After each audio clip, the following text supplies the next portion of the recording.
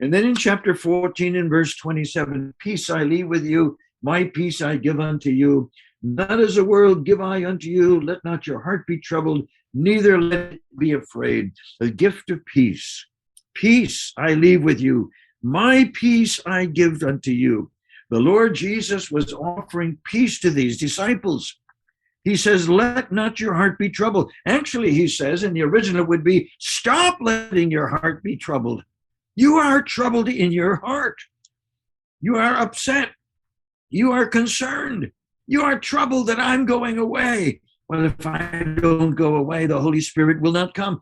I am going to go away so that I can come back to you in a more intimate and personal way than I am right now. That's what he says. That's what he's communicating to these disciples. And this Holy Spirit is the one who is going to remind them of the blessings that he has given them.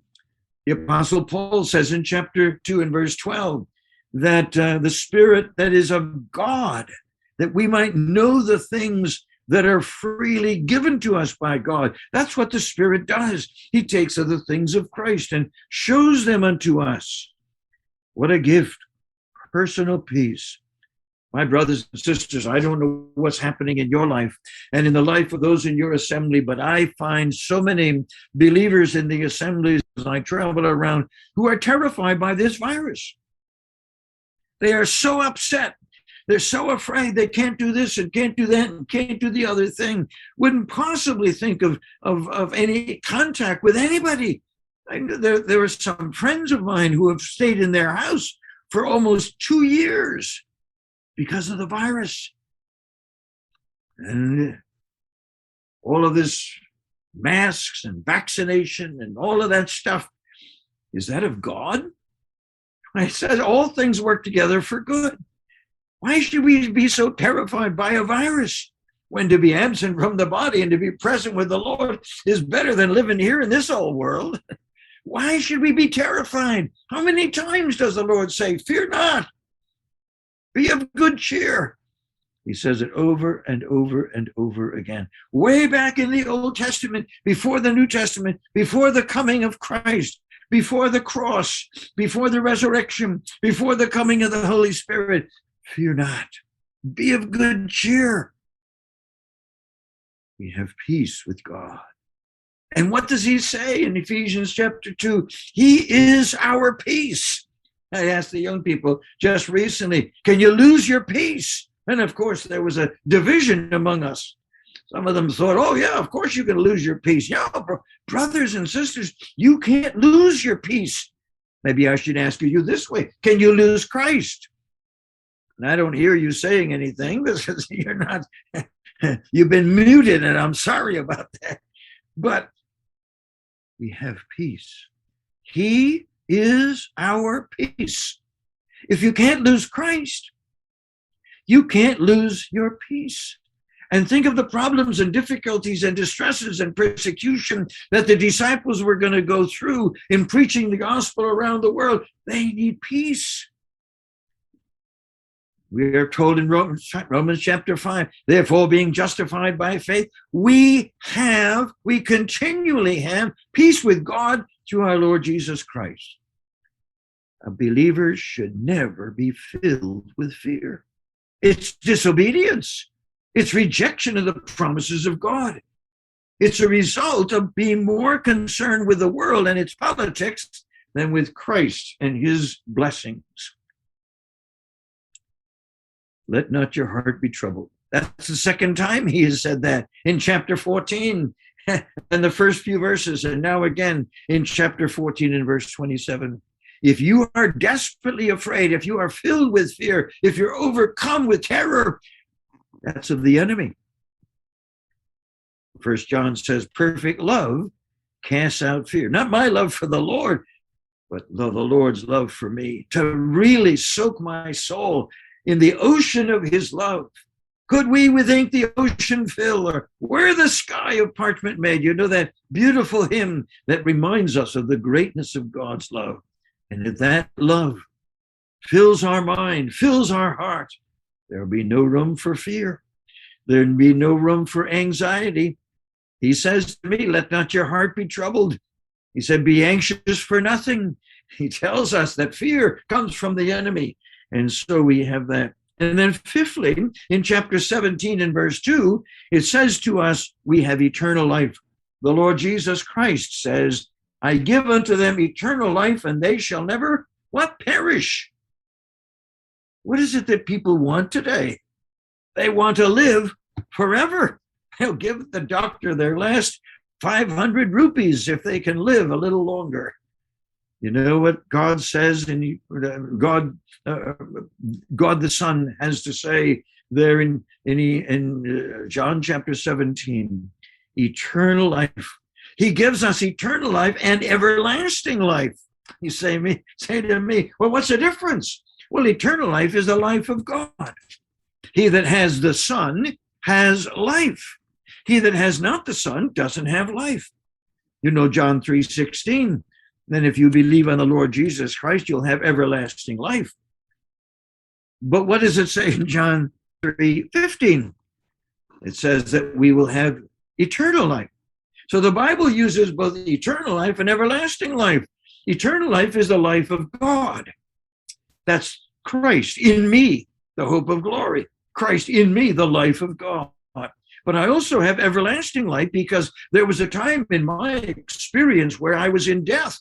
But when I believed the gospel, I was translated out of the kingdom of darkness and death into the kingdom of the Son of his love and life. I began to live.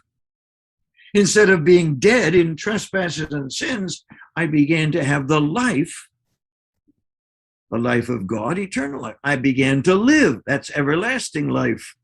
And so the eternal life of John chapter 17 and verse 2 and the eternal life, chapter 3 and 15, we have both of those.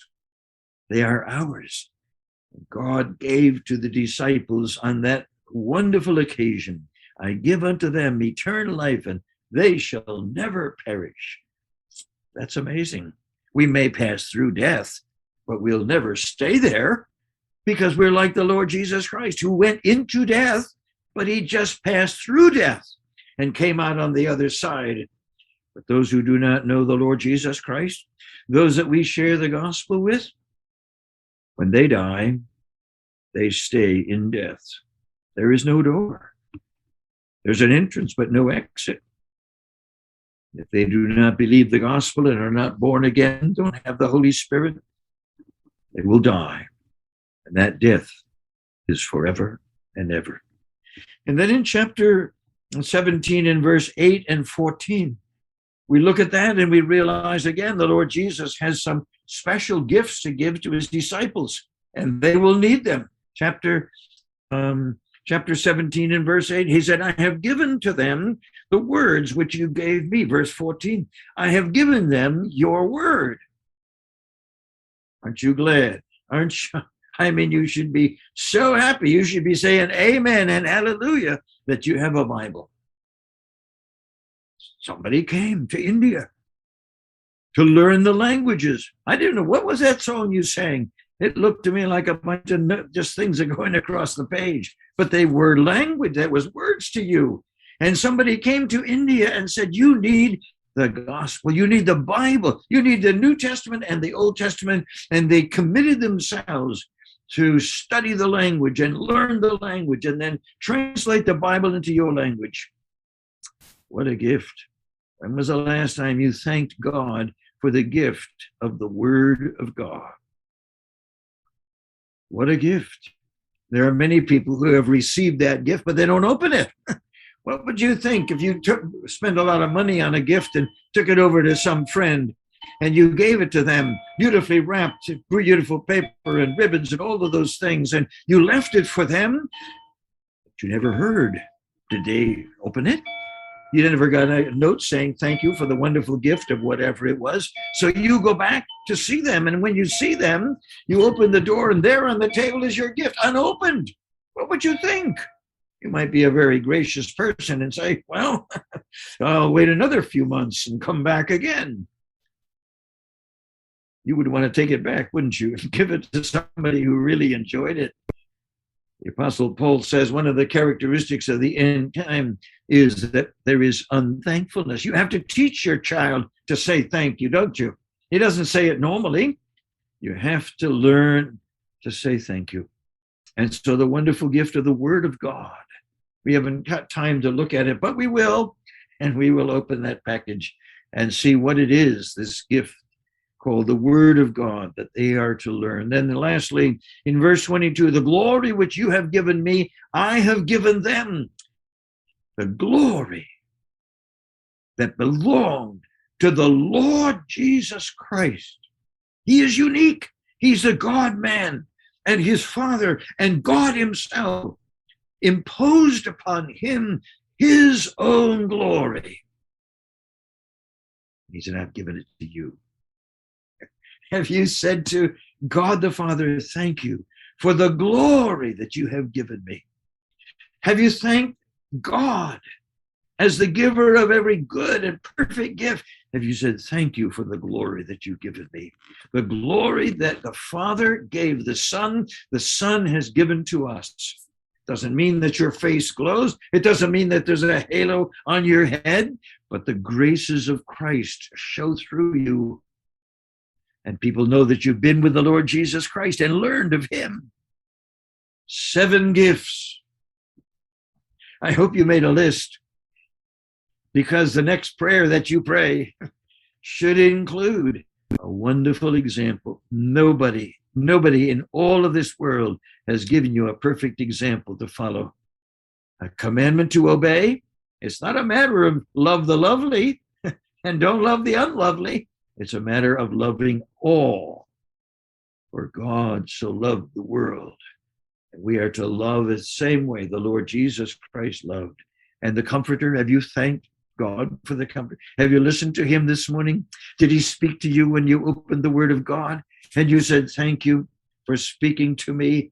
Thank you for words of encouragement and comfort and challenge and correction. Have you thanked him for the peace that passes all understanding, so that I don't need to be anxious for anything? Did you thank him for life, eternal life? Because if you don't have the life of God, you don't have salvation, because he is our Savior. Did you thank him for the Word of God, that precious book? Get to know it. Read it. Lean not on your own understanding, but lean on the Word of God. Love the Word of God. Live the Word of God. And then the glory that God gave to the Lord Jesus Christ, he has given to us to manifest and to reveal. And so that's our study for today. I hope it gives you something to give thanks. And though you don't celebrate Thanksgiving, there's a wonderful list of things that should fill your mind and your heart with all of the blessings. And the disciples on that day of Pentecost, they realized and recognized these amazing gifts. Well, I think our time is gone. Thank you for joining us.